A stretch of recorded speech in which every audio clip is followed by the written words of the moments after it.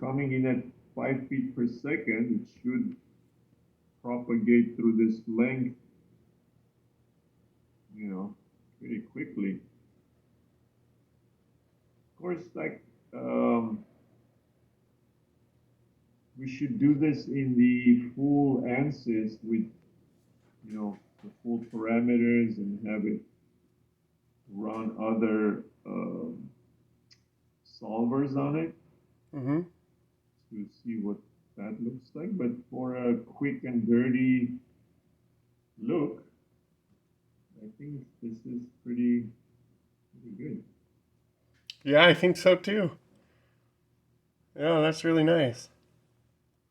Well, it appears to be working better than the Tesla valve. I tested the original Tesla valve on the pulse jet, and it seemed like it wasn't as good as I wanted it. Like it wasn't doing as good a job as it should have compared to what Tesla talks about when the pulses are in action.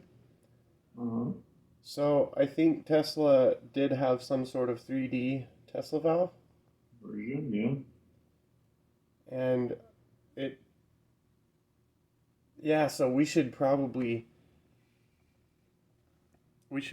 test the original one in the reverse direction now, don't you think? Let's see, this one.